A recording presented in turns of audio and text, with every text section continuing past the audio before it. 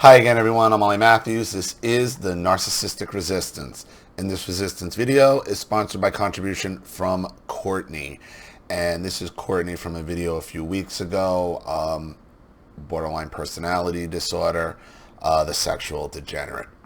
Here is her story.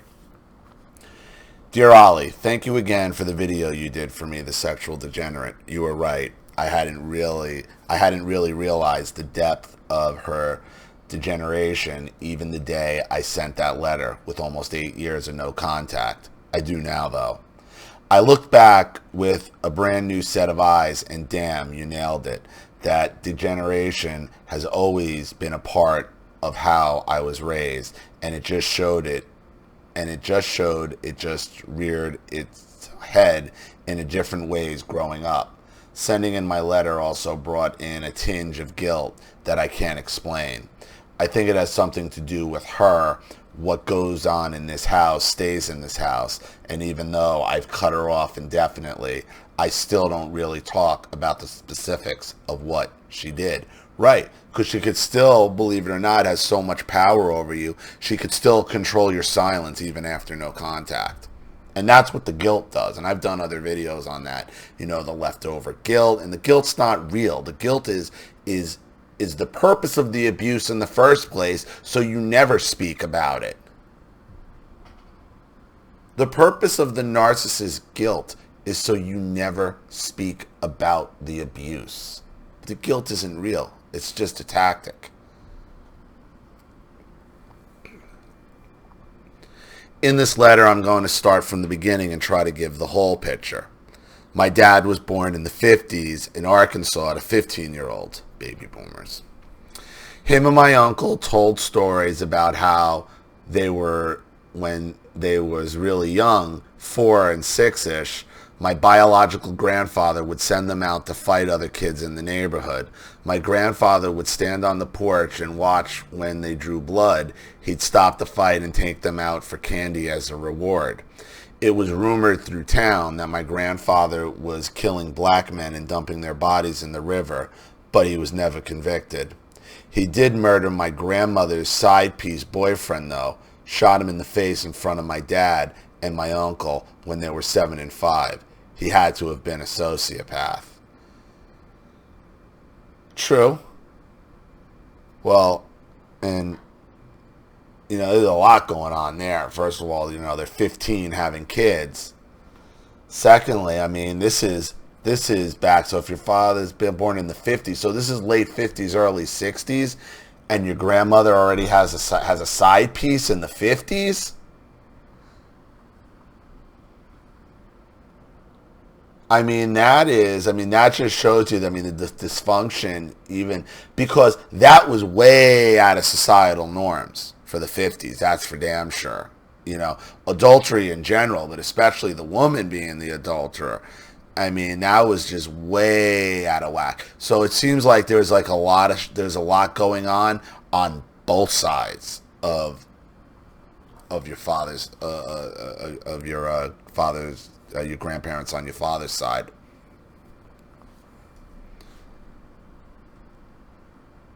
My grandfather went to prison and my grandmother remarried. My dad's stepdad was an abusive alcoholic narcissist.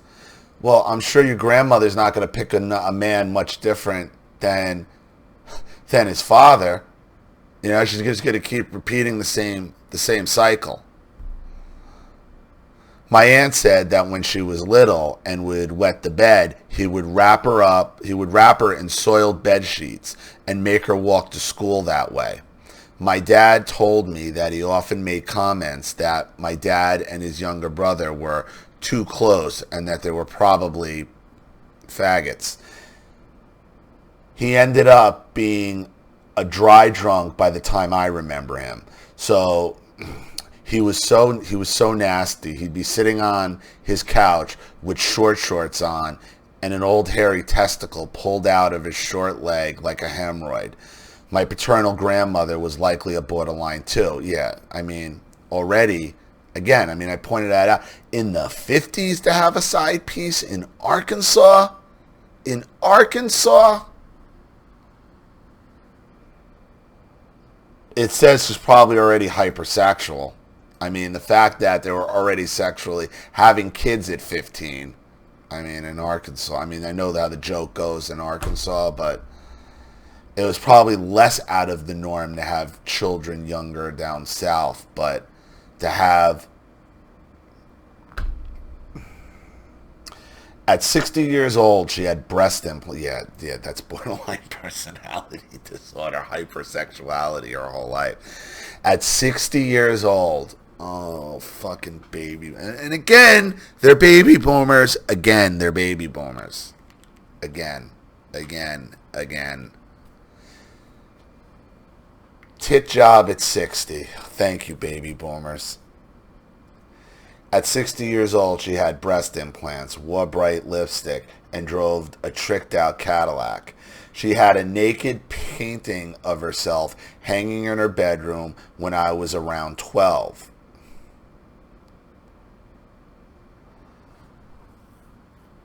Oh, wait a minute, they're not baby boomers. They're the other ones. Oh, my God, you're talking about your grandmother here. Holy shit.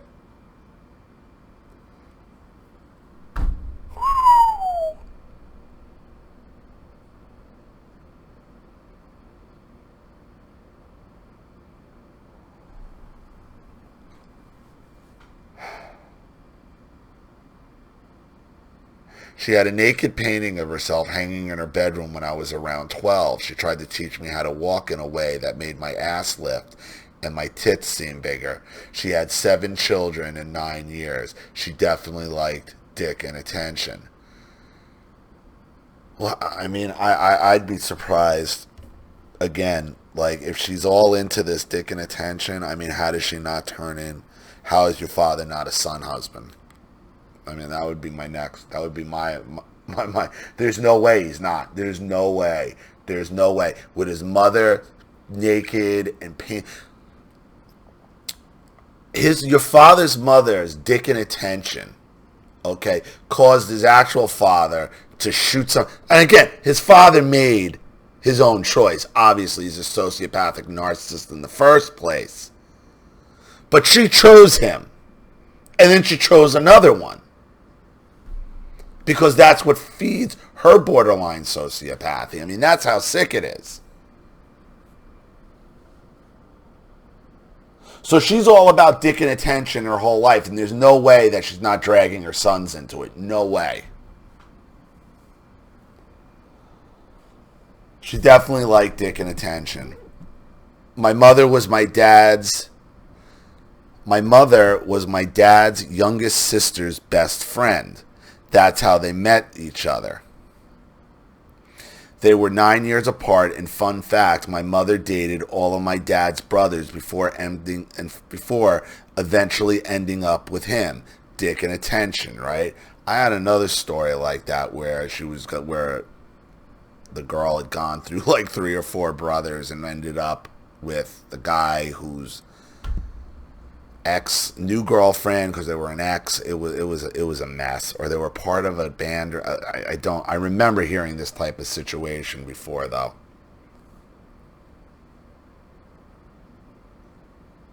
So your mother was your dad's youngest sister's best friend, and that's how. And then she had gone through. So your mother, another borderline sexual degenerate, which is why your father married her, because she is exactly like his mother, another borderline sexual degenerate. Then makes her way.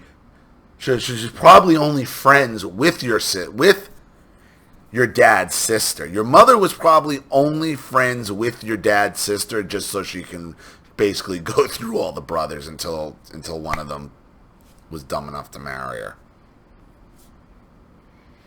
By the time she got to your dad's like, wow, she's a big whore just like mom. I might as well marry this one. I mean, how do you find a bigger whore than one that's gone through all my brothers already and then comes to me? Sounds like a son husband to me.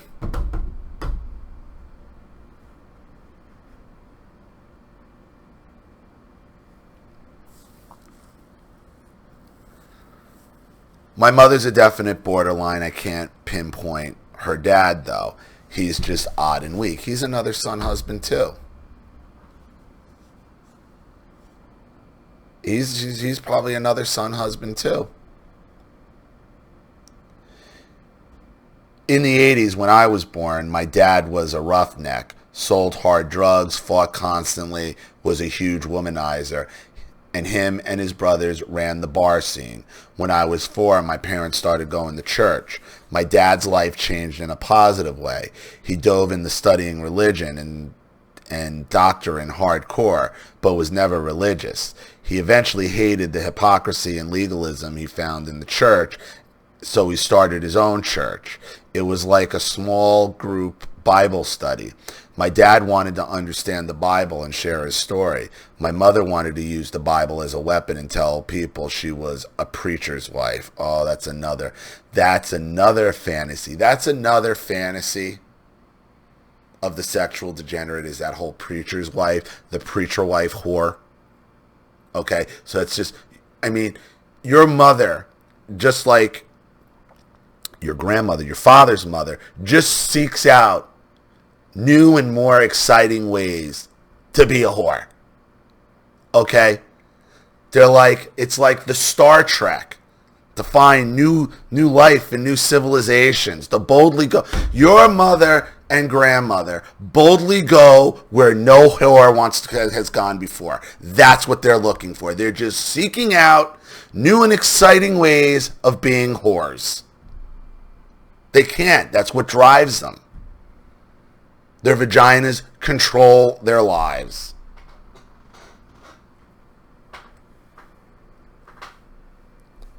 I wish I could say that my dad didn't enable her, but he did. Of course he did, because he's a son husband. There was no way he didn't know what she was doing to me. I do have anger towards my dad for not being more active in what was going on. I also have sympathy for him because I know what he'd been through, but maybe I shouldn't. Most of the abuse occurred when he was gone at work or working in his garage. He would only get her version of what happened. I could tell that he loved me, but he was distant. He had a nervous breakdown when I was a kid. He found his youngest brother's body after he committed suicide. He ended up being in a hospital for a whole month, and I think that really messed him up mentally. Made him angry and distant and broken. But maybe I'm just making excuses for him. Listen, I think he was already angry and abusive and all these things. Okay? The fact that his younger brother kills himself is all a product, okay, of his mother, another version of your mother's quest to be a whore. Okay, understand. The borderline mother's quest to be a whore destroys everybody and everything in its path. They don't care about the destruction. They get off on it. Of course your mother got into the whole preacher's wife, preacher's wife thing, to be able to dirty up something that's supposed to be sacred and holy and all that, even though we know it's bullshit and it's not. But it's the fantasy of it. It's like, oh, now I can be a whore here. I'm a whore over here now.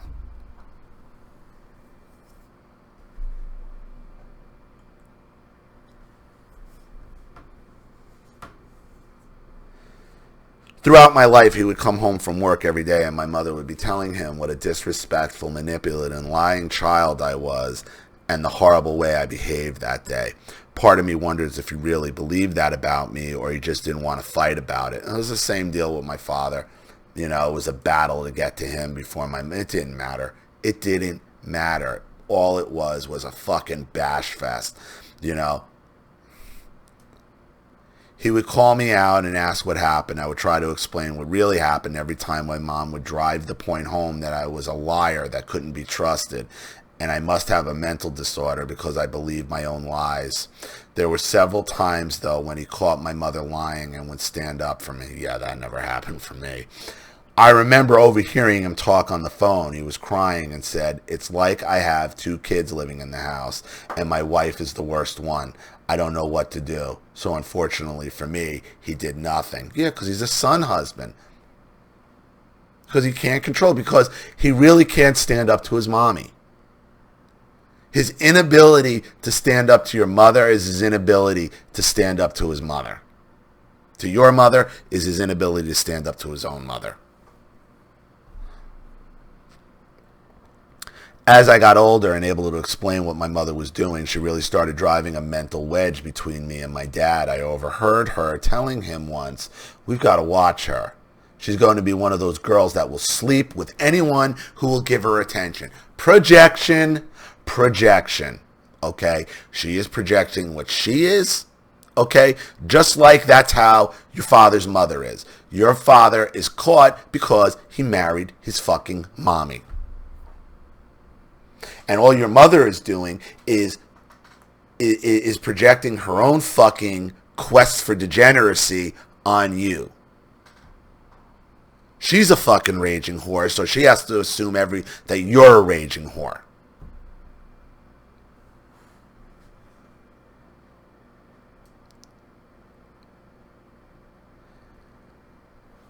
I started to notice that if I would sit near my dad or talk to my dad, she would look at me with disgust. I started feeling like I was doing something wrong, and also that she was jealous of me, but I couldn't explain why. She treated me like I was promiscuous long before I even knew what sex was. At 13, I asked her what sex was, and she told me it was none of my business. Later that summer, I got taken advantage of by a family member's 17-year-old foster son. I didn't tell my mom because I knew I would get into trouble and be blamed for it happening. I didn't tell my dad either because I thought he would kill the kid, go to prison, and leave me alone with my mother. Those all seemed worse than just keeping it to myself. Your mother probably in the back of her mind, not probably, your mother sees you as competition. Because your mother's all her value and all her happiness is through her sex life and through her vagina. She thinks that's how you are. So the fact that you're sitting next to your father, you must be trying to take advantage of him somehow, using your vagina to fuck her over.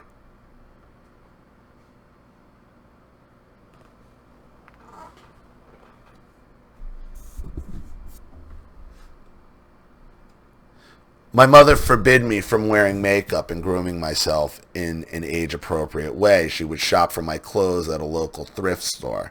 She picked out the most hideous, baggy, embarrassing clothing for me. If I told her I didn't like what she picked, she'd tell me that she knew if I picked out my own clothes, I'd dress like a walking street whore. I wanted flared jeans. I wanted solid colored t-shirts. I just wanted to look like a normal kid. She bought my shoes too big. She bought all my bras too small and ultimately tried to dress me like white trash. I remember going into my dad's dresser in the morning and taking his basketball shorts and t-shirts and wearing them instead. I wasn't allowed to shave my legs or armpits, and I had to sneak to do it at 15. When she caught me, she flipped out, and my dad was like, "No, leave the girl alone and let her shave. Are you kidding me?" I hated what I saw when I looked in the mirror. I felt ashamed and embarrassed. Do you know why your mother was doing this? Because your mother was trying to destroy what she thought your whole identity was. See, your mother thinks the only way a woman could be anything or do anything is through her vagina, through her looks, through guys wanting to fuck them. So what your mother was doing was trying to make you as unfuckable as possible and as undesirable as possible. Why? Not to protect you, to cripple you, to hurt you. Because she thinks your only value is through your looks. Because that's her only value.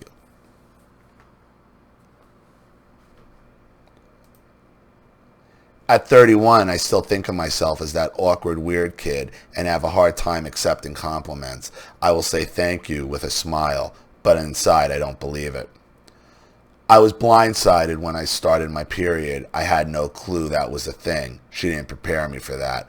Neither did Charlene's mother. Nothing. She said, "Oh yeah, I noticed you spotting." Didn't have she had to figure it all out on her own. That's what these mothers do. Hypersexual. Because same thing with Charlene's mother. Charlene's mother was a fucking whore.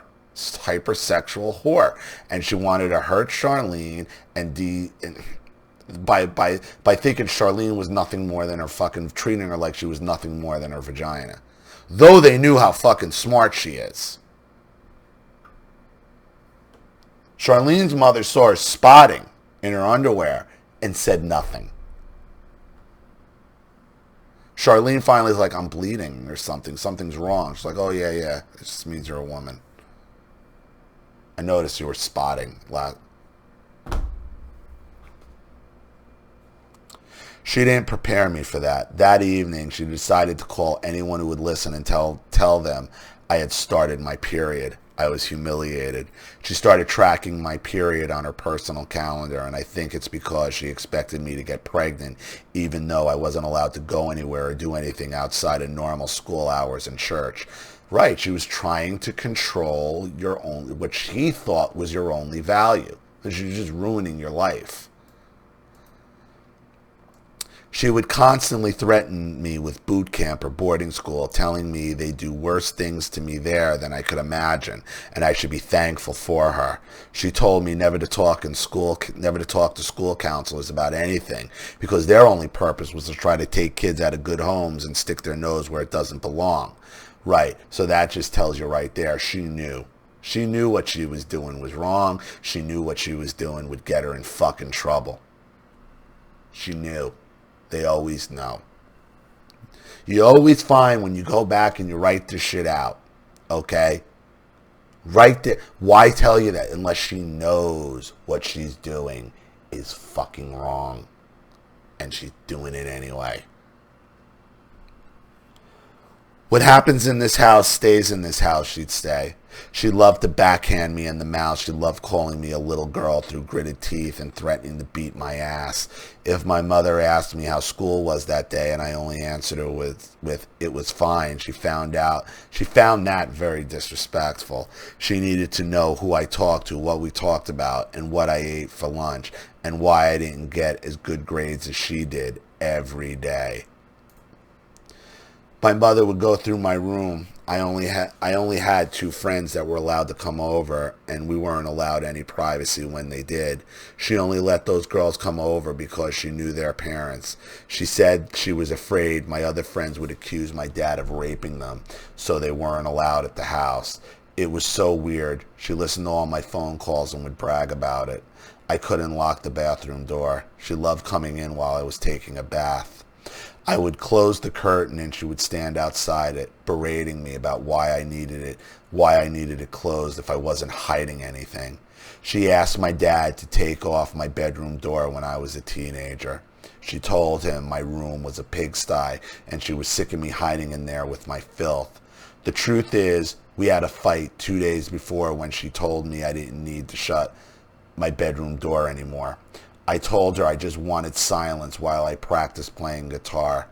Another weird thing about the guitar is when me and my dad would start playing guitar together, she would always call someone, sit in the same room as us, and talk over us, eventually telling us she couldn't hear herself think, so we'd stop. If not that, she'd listen and make fun of me all the way that I could only... and make fun of me in a way that only I could see, with eye rolls and smirks. Yeah, she's a cunt. Competing with you and every other female in her life all the time. All day, every day. When I would question anything she said, she'd always remind me that I lived in her house and she let me live there, and questioning her wasn't honoring her like the Bible said to do. Everyone thought she was so godly and kind. She was horrendous. She was the kind of person who would talk shit on me in prayer group and disguise it as motherly concern. She was constantly sick when I was growing up. I can't count the number of surgeries she had. She'd keep me home from school a lot so I could care for her. She took Xanax like a person with halitosis takes breath mints. She slept a lot during the day and never took the time to teach me anything. I didn't know how to cook until I got married and taught myself. When I was 15, my best friend killed herself. My mom took that and fucking ran with it. All of a sudden, my best friend was her adopted daughter and she loved dearly. My friend's mother wasn't around, so my mother was able to prance around the funeral with crocodile tears and sucking up sympathy like a vampire. She never asked me once if I was okay or gave me the opportunity to grieve.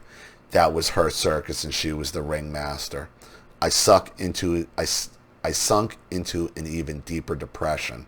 I told her I was depressed, and instead of getting me any type of help, she pulled out a $300,000 life insurance. A $300,000 life insurance policy on me. I think she thought I ended up killing myself, and she could bank on it.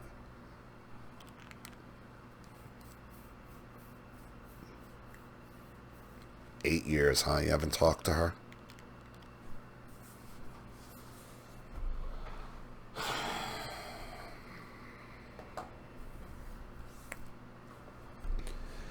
When I was 16, I ran away. I wrote my mother a letter and told her that I thought she hated me, and it made me feel crazy. I stayed with a boy who I thought was my friend and was sexually assaulted.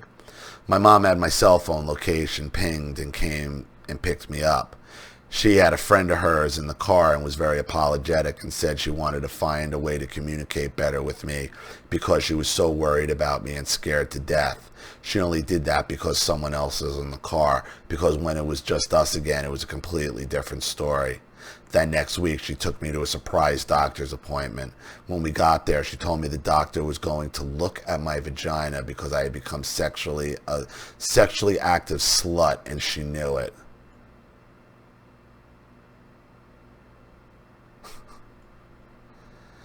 I was laying there and crying of embarrassment and fear of my mom yelling, "If you hadn't run away, this would have never have happened to you. This is what you get for being such a slut." Where would the doctor allows this?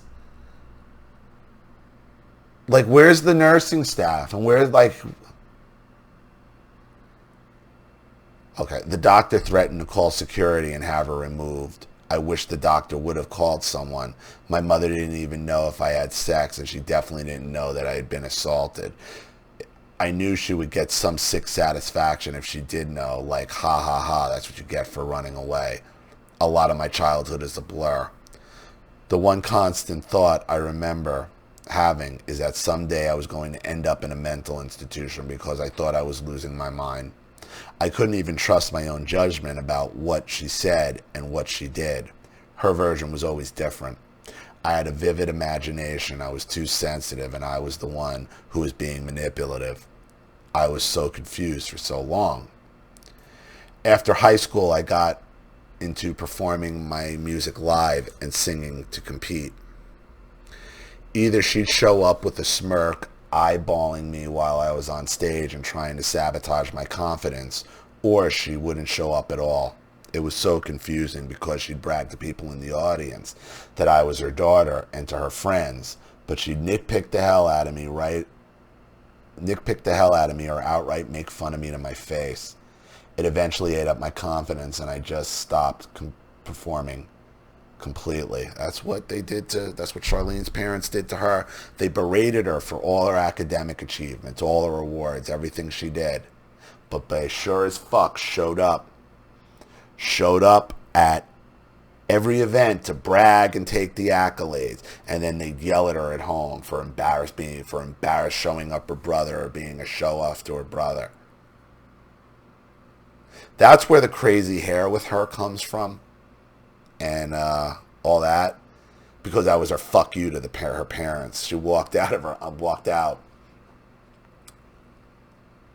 at her high school graduation stage with bright blue hair, just to embarrass her mother, because her mother hated that shit, hated it. She's like, okay, you want to claim me?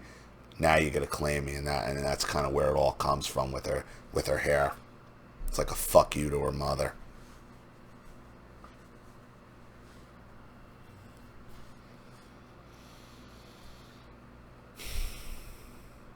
Same thing my parents would do. Like, I didn't want them at my things. I didn't want them at my fire academy. Like, once I became an adult, like, I didn't want them at anything. I didn't want them around.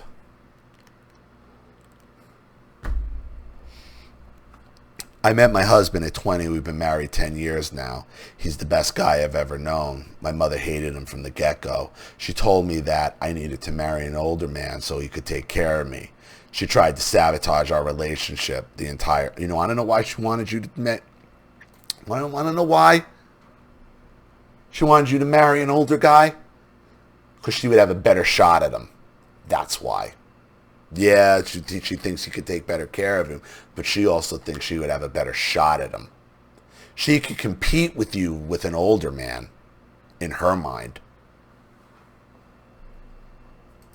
They never stop searching for new ways to be a fucking whore. They just don't. They don't stop searching for new ways of being a whore.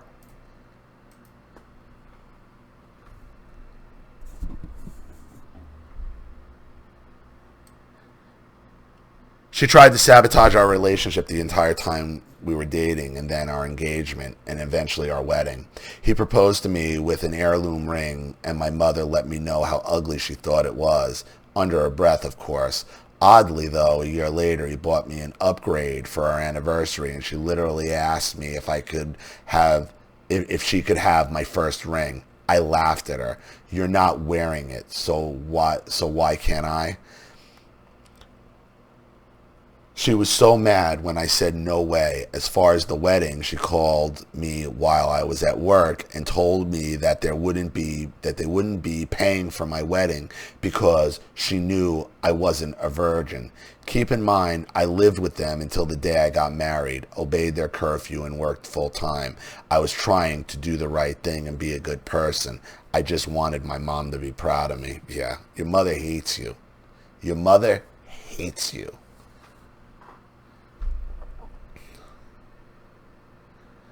The phone call of not paying for the wedding came just a couple days after I told her I had decided on my bridal party. I asked my aunt, her younger sister, to be one of my bridesmaids. My mom was mad that she couldn't be in the wedding party too. Oh my God. I can be the mother of the bride and the maid of honor. Oh my Christ, she said. I tried to let her down gently because I didn't want there to be a fight. I think that's ultimately why she refused to pay for my wedding. I honestly don't know if my dad knew about that. I never brought it up to him. A couple weeks later, my husband and I ended up leaving and eloping. She started crying that she wasn't going to get to see her baby walk down the aisle. Fuck you. Fuck you. And your father absolutely knew. Your father absolutely knew. Come on. What a crock of shit. During that time, my older brother had a traumatic brain injury. I found out years later that she told people I didn't want to have a wedding because of what was going on with him. Also, I have two much older half-brothers from my dad's previous marriage, and their mother is just like mine. Yeah, because your father keeps marrying his whore of a mother. Your father keeps marrying his whore of a mother.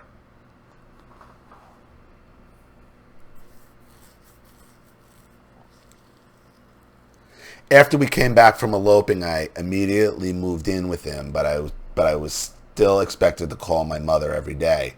When I didn't call her for a couple days, she'd call me and tell me I needed to check in with her so she knew I was okay. If she called me and I was at the store, she'd demand to know what store and if there was more than one in our city. She wanted to know which location. I started telling her it was weird to ask, and really it was none of her business. She'd become hysterical and irate. While I was growing up, sex was such a taboo topic. It was presented to me as bad, nasty, and unnatural. After I got married, though, she became graphic and would share too much information about her sex life and want to know too much about mine. Anytime sex was talked about, it was drowned in some type of perversion. They never stop. Even though listen, you got to understand why the fact that she was destroying your sex life, not even your sex life. She did this to you as a child. She was sexually abusing you. This is sexual abuse, what she was doing to you. And it's all because she was a fucking degenerate whore.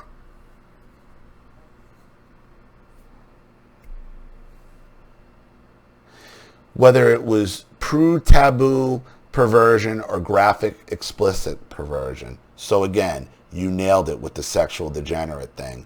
There's always been an undercurrent of perversion, the type that has fluctuated to suit her own purposes. I ended up going no contact with her over 3 years after I got married.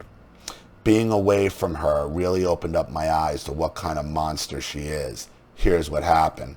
In 2012, my mother called me 2 days after Christmas and screaming, "Honor your mother and father." She explained that she was mad because apparently after Christmas lunch, I didn't do the dishes and put the food away, and insisted I had sat in the living room visiting and exchanging gifts with them. She raised me better than that, and she said that she couldn't believe what a lazy fat bitch I turned out to be. She yelled, "When I make a meal, you do the dishes," and she hung up on me. After that phone call, I went home and typed, "My mother hates me," into Google, and that's when I learned the term narcissistic mother. And Ollie, I was up until 4 or 5 in the morning reading that shit because for the first time in 24 years, I felt validated. I immediately wanted to cut her the hell off. I struggled though because I didn't want to end my relationship with my dad. We grew closer after I moved out. My mother wasn't able to filter the info between us anymore, and I feel like he started to actually get to know me. My dad ended up having a private conversation with my husband about how he was finally seeing my mother for exactly what she was and how it was so late in the game. He didn't know what to do. I found out I was pregnant about a month after learning what narcissism was.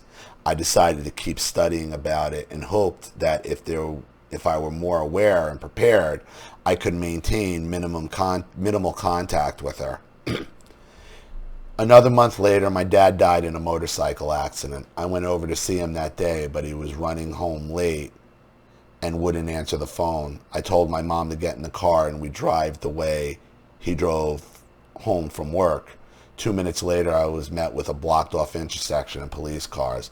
I walked towards the first police officer I could get to, and I told him I was looking for my dad. I saw my dad's motorcycle in the ditch. It was crumpled like a Pepsi can, and later the coroner reassured us he didn't feel a damn thing. My mother made a scene at the crash site, screaming and rolling around, and it was almost like she was manic and giddy about it. The greatest fucking performance of her life. You said it all, Ollie. Losing my dad was hard, but it was also the best thing that could ever have happened. The only reason I was sticking around was gone. She made it really easy to throw in the towel too. After he died, she spun completely out of control. She told me it was my job to take care of her now and that he was gone. She started telling people that I was controlling her and trying to steal the insurance money she got. She told me she was going to save my dad's 1960 Impala that he and I had built together and give it away as a wedding gift to her new husband if she ever remarried. She started giving my dad's things away and throwing them away because she said, "I can't stand the look at it." About 2 weeks before my son was born, I called her, and for the first time ever, I really stood up for myself. I went through some of the things she was saying and doing, which eventually led up to the end of that conversation. Me. "Mom, I want to have a better relationship with you. I think we should go see a counselor together so we can fix whatever is broken. I might be the problem, Mom, and if it's me, I want to fix it." Angie, you're the one that's crazy. You never let me go to counsel. You never let me get to go to counseling ever. Me, okay, well then, you and I are done. I can't live like this, and I will never speak to you again as long as I live. Angie, I should have treated you the way your dad wanted me to, and I'm paying for it now. You don't know how good you had it, little girl. She hung up the phone on me, and we have never spoken since. I think the whole treated you like your dad wanted me to was the final dig in her trying to plant seeds of doubt about the way my dad felt about me. Of course it is. Her values run out. She has all this whoredom and nowhere to use it on. I was cut out of the will. Most of my family doesn't speak to me. I have had my family friends purposely avoid me when we've run into each other. I found emails that private investigators following me. She started telling people I was breaking into her house, cutting the brake lines in her vehicle, and that the reason we don't talk is because I was the one that wouldn't go to counseling with her. She ended up with almost a $10 million after the insurance policies and settlement came. And blew it all within 2 years, buying race cars, going to the casino, and flaunting her money. I have her debt collectors calling me now. I'm so glad I got away when I did and didn't have to be a part of that shit show. That's my story as best I know how to tell it. There's so much I left out and could have said, but isn't that true of all of us? Thank you again for giving me a space to tell it. It makes me feel even more than no contact has. I'm sorry, it makes me feel even more free than no contact has. She doesn't deserve my silence or my protection. I'm not keeping her secrets anymore. Thank you again for giving me a platform to tell my story. Courtney. And understand, Courtney, this happened because your father kept marrying the same version of your mother, of his own mother. Seems like a lot of these problems start with your father's mother, and obviously whatever your mother's upbringing. But the borderline sexual degenerate just seeks out new ways of being a whore. And they don't care who they destroy in the process. And your mother did to you what she did because she is a fucking raging degenerate whore. And she thought it was a good thing. She thought that brought her value and got her everything she wanted in life.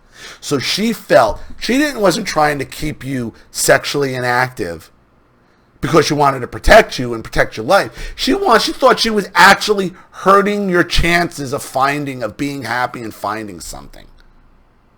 Because that's the only way she saw her value in herself. Fucking pathetic. Fucking pathetic. So, I hope that helps. Thank you so much for another contribution and story, Courtney. I really appreciate it. Thank you to everybody watching. Please leave any opinions or advice in the comment section below. And if you want your story read on the channel, you have a topic you'd like me to cover, a narcissist you'd like to expose, you'd like to sponsor a video like this for someone who needs help and can't afford it, or you'd just like to make a contribution to the channel in general to keep it supported, growing, and successful, because this channel survives 100% on contributions from all of you. Without you guys, all of this goes away. So if you like what you see here and you want to see more videos like this, you know what to do with the PayPal and email links in the description box. Also, please like and share this video wherever you can. Subscribe to my channel if you haven't, and be sure to click the subscription bell to be notified of all my video uploads. I'm Ollie Matthews. This has been The Narcissistic Resistance. Take care.